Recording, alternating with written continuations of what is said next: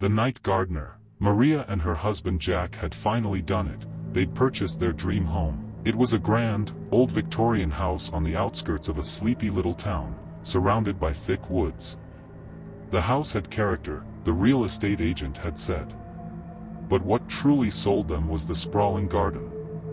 Even in its overgrown state, the garden was breathtaking, full of wildflowers and ancient trees that seemed to whisper in the wind.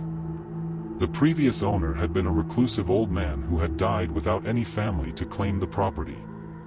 He was known in town as the night gardener, an eccentric who was never seen during the day but was often spotted tending to his garden under the cover of darkness.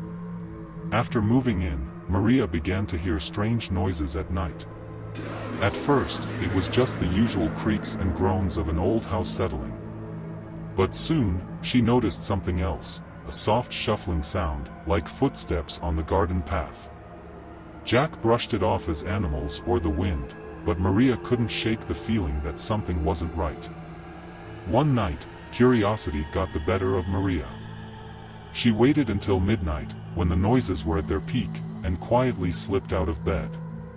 She crept to the window that overlooked the garden, and what she saw made her blood run cold. A figure was moving among the flowers, hunched and slow.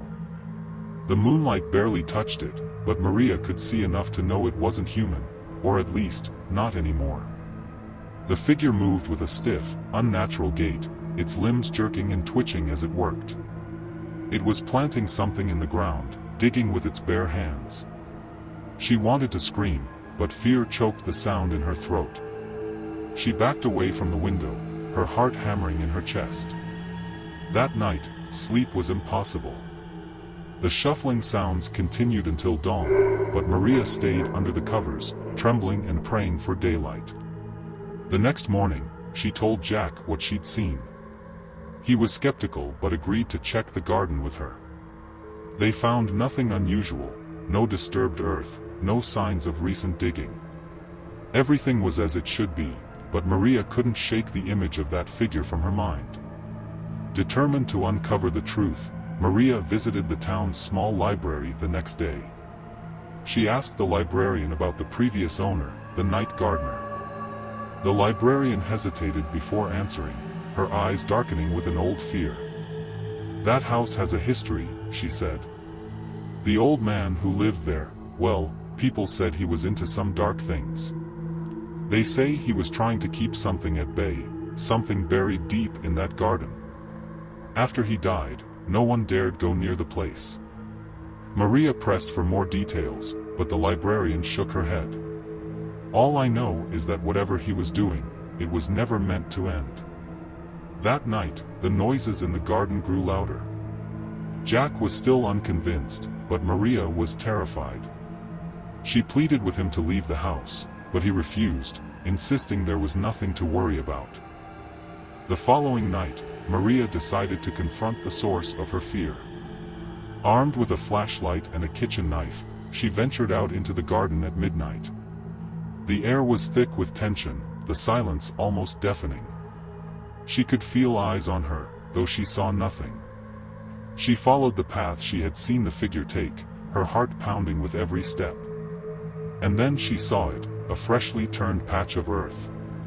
Her breath caught in her throat as she knelt down and began to dig with her hands. The soil was cold and damp, clinging to her fingers as she unearthed something hard and smooth. It was a small box, ancient and covered in strange, unrecognizable symbols. Trembling, she opened it. Inside was a withered, desiccated heart. It was clearly human, and yet, it pulsed faintly as if it were still alive. Suddenly, the garden came alive with movement. The night gardener was there, his face twisted in rage and fear. He was no longer the man who had once lived, but something monstrous, kept alive by whatever dark ritual he had performed. Maria tried to run, but the ground beneath her feet gave way. She fell into a pit, surrounded by skeletal remains, all buried in the garden by the gardener to feed whatever dark force he had summoned. Maria screamed as the earth began to close around her, the gardener's face the last thing she saw before everything went black. When she awoke, she was back in her bed, Jack sleeping peacefully beside her. It was just a nightmare, she told herself, a horrible, vivid nightmare. But when she looked out the window, the garden was different. The flowers were wilting, the trees barren, and the soil turned black as if tainted by something foul. And then, she saw it, the small box she had unearthed, sitting on the windowsill, open and empty. That night, Maria and Jack left the house, never to return. They sold it to the next unsuspecting couple, who would one day hear the shuffling in the garden and see the figure of the night gardener tending to his dark, unholy work. And the cycle would begin again. Maria and Jack never spoke of the house again after they left. They moved far away, to a bustling city where the noise and the lights drowned out the memories of the night gardener. But no matter how much they tried to forget, the haunting images lingered in the corners of their minds. Years passed, and life went on. They had a child, a boy named Lucas, who brought them more joy than they ever thought possible. But as Lucas grew older, Maria noticed strange things about him, little habits and quirks that unnerved her. He loved to play in the dirt, spending hours in the garden of their new home, digging and planting with an intensity that reminded her too much of the old house. She tried to shake off the unease, telling herself that all children loved playing outside.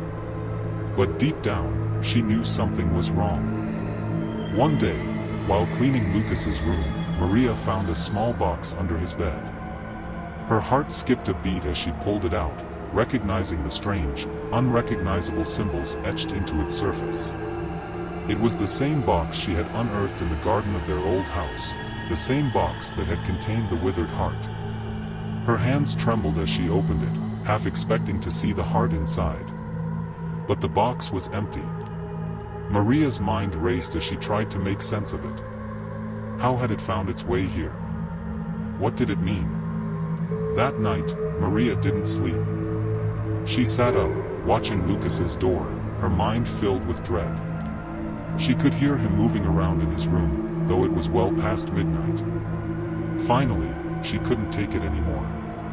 She quietly slipped out of bed and crept down the hall to his room. The door was ajar, and she could see a sliver of light from inside. Maria pushed the door open slowly, her breath catching in her throat. Lucas was sitting on the floor, the empty box in front of him. His back was to her, but she could see that he was muttering something under his breath, his hands moving in strange patterns over the box.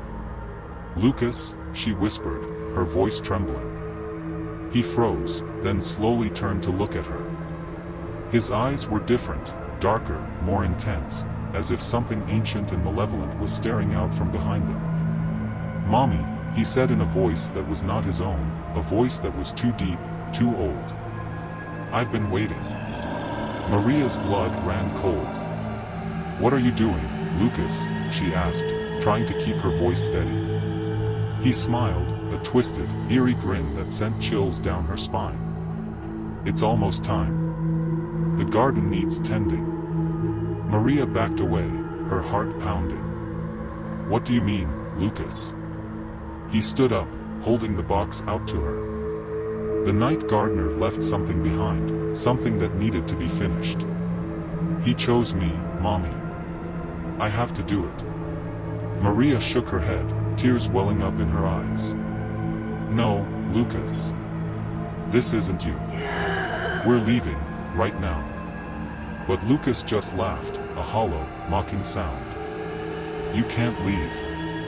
It's already begun." Suddenly, the house began to tremble, the walls creaking and groaning as if something was moving within them.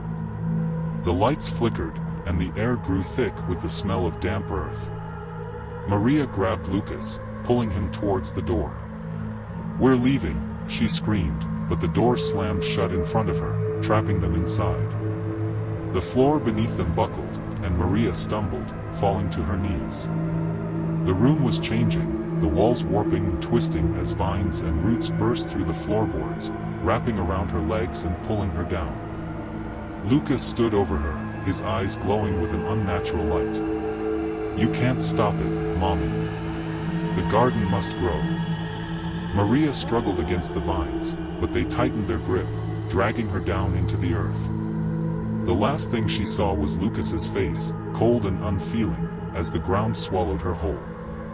When Jack awoke the next morning, Maria and Lucas were gone. The house was eerily silent, the only sound the distant rustling of leaves in the wind. He searched everywhere, calling their names, but there was no sign of them. It was as if they had vanished without a trace. Desperate and terrified, Jack called the police, but they found nothing, no evidence of a struggle, no sign that anyone had been there. The house was empty, the garden untouched. But Jack knew better. He could feel it, the presence that lingered in the shadows, the whisper of something dark and ancient that had taken his family from him. He didn't stay in the house after that. He couldn't. He sold it to the first buyer he could find, not caring about the loss. He just wanted to be rid of it, to put as much distance between himself and that cursed place as possible.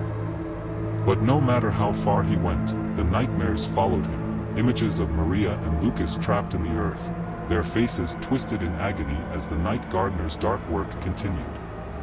And every time he closed his eyes, he could hear the sound of shuffling footsteps, the soft, sickening squelch of soil being turned, and the distant, echoing laughter of his son. Jack would never know peace again, and neither would the house. For the night gardener had found a new apprentice, and the garden would continue to grow, fed by the souls of the unwary who dared to call it home. And so the cycle would begin anew, the night gardener's dark legacy continuing to claim its victims, one by one, until the garden was finally complete.